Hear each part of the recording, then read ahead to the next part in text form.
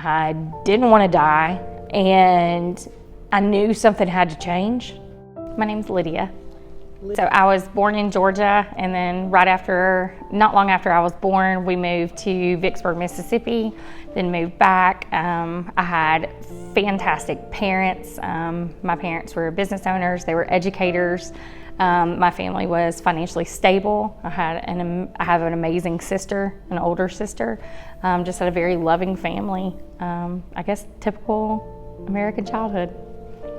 So I experienced some trauma at a very young age, even though I had a fantastic family who would go to the ends of the earth to do whatever they could for me. Sometimes they can't protect you from everything. And so at about the age of 12 was the first time that I'd ever tried any substance. And I can't exactly pinpoint the exact time that it was, but I can pinpoint that feeling. I can pinpoint that exact feeling of I no longer had to carry that shame and that hate and that guilt that I had. It was something else doing it for me. And at 12 years old, substances were not that accessible. Like I said, I had a pretty stable family and things like that, so I didn't really know how to go about getting them and things. But I quickly learned the groups of people that you could go to for those types of things. Having friends who would let me spend the night at their house, and their parents had substances and things. I can remember my dad had a pretty chronic health condition that required him to take medications. And so I can remember after I'd started dabbling in substances and things, I knew that other people went into medicine cabinets to go and get those. So I started going in our medicine cabinets and quickly found out that I had pretty easy access to it.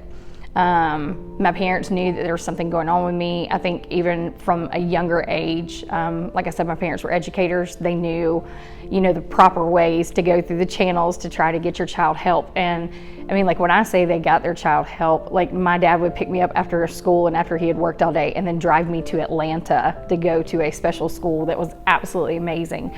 So I've been diagnosed with ADHD. I now know that had a huge impact on my life. It changed the way I learned. It changed the way I interacted with people. It had a huge bearing on that. So a lot of my behaviors, it was hard to distinguish whether it was my ADHD or whether there were some substances. Either way, it gave me the ability to hide it. So I would spend a lot of time figuring out how to get to this person's house or how to hang out with this person or how to do this so I could get that feeling back again, because it masked every bit of bad feelings that I had and it carried it for me. And for me, that was huge because I didn't have to hold on to that feeling. When I got into high school, I was partying, doing a lot of things. At the age of 16, I got pregnant. I hid the pregnancy from my family. Being as I learned at such a young age to hide my substance use and things like that, this is what I did, is I hid things. And I was really good at it, very good at it. And I had gone and I wound up having the baby. My parents, of course, weren't too excited about that at the time because they were really taken back by it. I went to live with a friend's grandmother. That was kind of the only place that I could go. There was an uncle who lived there as well. And for me living there, he thought that I should turn favors for him. Basically, I can remember sleeping with a dresser up against the door to keep him from coming in at night.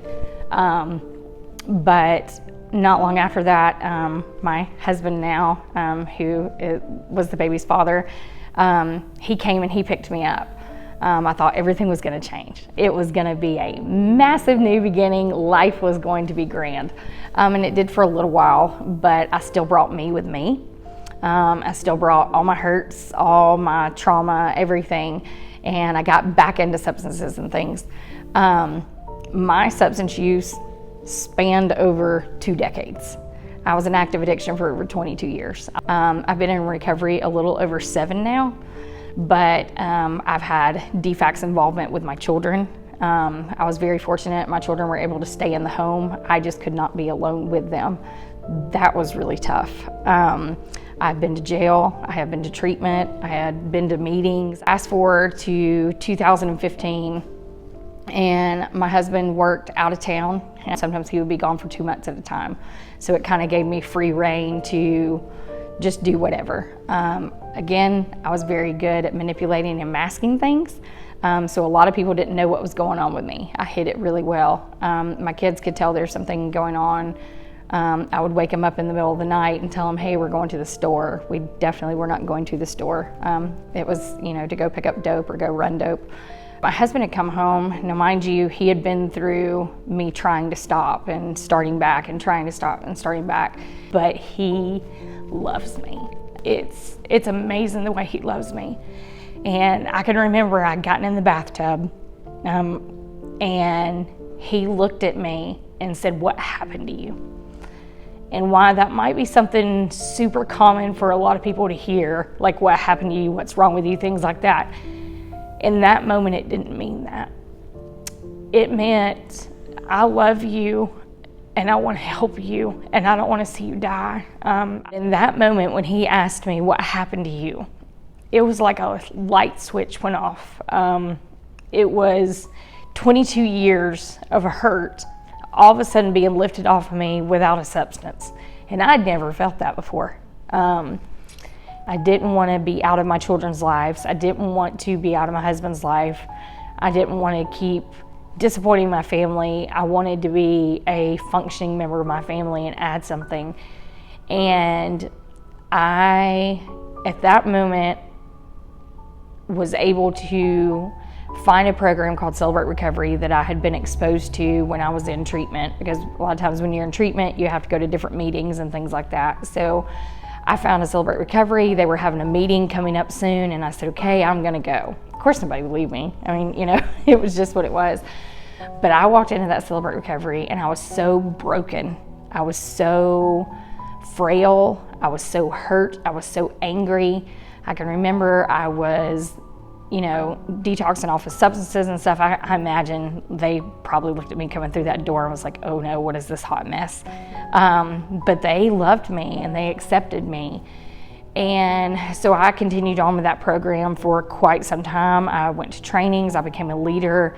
And then I found this place in my life where I had a great job, y'all. Like, I had a fantastic job. It was a couple miles from my house. It was a steady paycheck, things like that. Loved it. Worked for an amazing, man. Well, Celebrate Recovery had heard about this new program that was being put in through Highland Rivers Behavioral Health. It was called Mosaic Place. And we wanted to go down and offer support. So I got with the other ladies and we went down and we met with the director at the time. Her name was Nikki Kemp.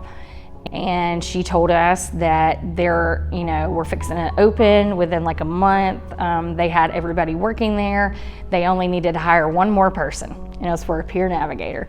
I applied for the job. I accepted the position, and I have been at Mosaic Place for over 4 years now. What that has done for me is it's given me a recovery community that I can laugh with, I can cry, I can be myself. And the biggest thing is that I see that there's not just one pathway to recovery. And that was huge for me because I thought I had to conform to this one way of things. Recovery for me today is travel. Recovery for me today is sitting at a football game on Friday nights. Recovery is calling somebody on the phone and telling them this off-the-wall story of things that happen to you and not being afraid of how they look at you. Recovery is just absolute freedom for me because I didn't get into recovery until I was in my 30s. Now, I was a mom, a wife, a daughter, community member, all these things, and I didn't know how to live. For 2 decades, I've been high. But recovery's given me the ability to show up. Not just show up for other people, but show up for myself. You always hear in the community some negative things about how people view people in active addiction and things. I can promise you there's nothing anyone can say that's worse than what I was saying to myself. And So for me today, my recovery is, I'm proud of me. I have 4 children who are so amazing, and they love me, and they know that their mom is going to be there for them. I have a child who went on to be in the military. I have a child who is an EMT in our community. I have a child who is at a 4-year university right now. And for somebody who dropped out of high school, who didn't complete things, that's huge. And then I have this baby who is 15 years old, so she's not a baby, who is athletic and smart and loves Jesus, and she's not ashamed of me. For me, that's huge, because when you live your life so long being ashamed of yourself, and then seeing that your child is proud of you, that is huge. So recovery for me is just freedom. It's being able to be a friend. I never thought I could be a friend to anyone, because I just used people. And when I tell you my husband loves me and I love him, and I'm able to have that relationship that is a working relationship together, is huge. For me, recovery is just showing up for myself and showing up for others. So I would say to somebody who's seeking recovery, just do it scared, see what happens. And if it doesn't work out this time, do it again. If it doesn't work out that time, do it again. What do you have to lose?